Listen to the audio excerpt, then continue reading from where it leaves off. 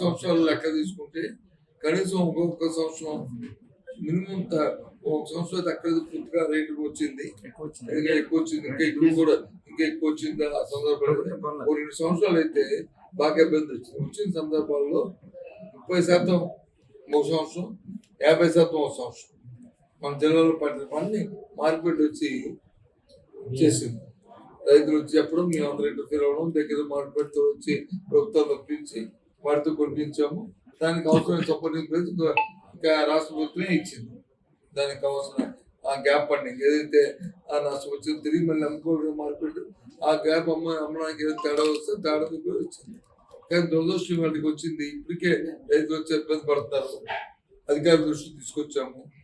ఇప్పుడు 4-5 సార్లు అధికారుల దృష్టి తీసుకొచ్చాము.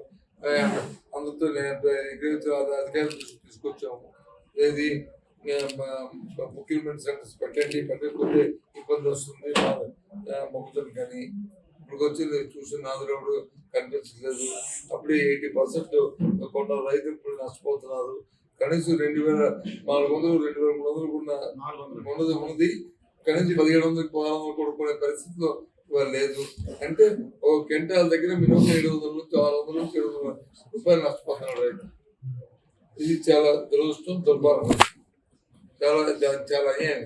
ఇది అంటే రైతు పట్ల వచ్చి గవర్నమెంట్ కి ప్రభుత్వానికి ఏ సమస్య ఇంట్రెస్ట్ కూడా లేని పరిస్థితిలో ఇవాళ ప్రభుత్వం ఉంది.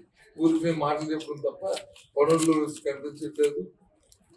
ఏదైతే చంద్రబాబు నాయుడు గారికి ఆయన నాడు ఉందో, వ్యవసాయం అంటే దండగా ఉందో దాన్ని సాధకం చేసుకునే పరిస్థితి ఉంది తప్ప ఎందుకు చేయట్లేదు? కనీసం స్థానికంగా ఉన్న జిల్లాలో ప్రజాప్రతినిధులు కూడా దాని పట్టించుకోండి, మాట్లాడాలి కదా విషయం మీద. ప్రభుత్వం ఒత్తిడి తీసుకోవాలి కదా, అంత చేయాలి కదా, అది బాధ్యత కదా. దీని రాజకీయ సమస్య కాదు కదా, ఇది రైతు సమస్య. రాజకీయం అంటే రైతు సమస్య ఉంటుంది. రాజకీయం ఆటోమేటిక్ మాట్లాడితే అమ్మమ్మ ఈ రాజకీయాలు రాజకీయం కాదు. ఏంటంటే పొలిటికల్ ఇష్యూ, ఫార్మర్స్ ఇష్యూ, చాలా ఇంపార్టెంట్ ఇష్యూ. మొన్న అధిక వర్షాలు వచ్చాయి, అందులో నాకు కొద్దిగా తగ్గిన పరిస్థితి కూడా వచ్చింది. ఇబ్బంది పడ్డారు రైతు. కానీ ఇవాళ నేను నేపథ్యంలో చేస్తాను. ఇంకా మిగిలి ఉంది ఒక 20-30% ఉంటాయి. 70% ఒక రైతు అమ్ముకోరు. కానీ ఆ 30% కొనండి. రేపు ఎల్లుండో అది ఓపెన్ చేసి అది కొనే ఏర్పాటు చేయండి. వెరైటీ చేతికి వచ్చింది. ఇవాళ నిన్న ప్రొక్యూర్మెంట్ సెంటర్స్ ఓపెన్ చేసాను. ఓకే, రేపు 2 రోజుల్లో స్పీడ్ చేస్తే ఇంకా రైతు అనేది బాగుపడుతుంది. దానికి కూడా ఇబ్బంది పడే పరిస్థితి వస్తుంది. ఇది మా డిమాండ్. చరిత్ర సృష్టించినోడు ఇప్పుడు ఆ చరిత్రని తిరగరాయబోతున్నాడు. అబద్ధాల గోడల్ని బద్దలు కొట్టి నిజాలను రాగా మీ ముందుంచబోతున్నాడు.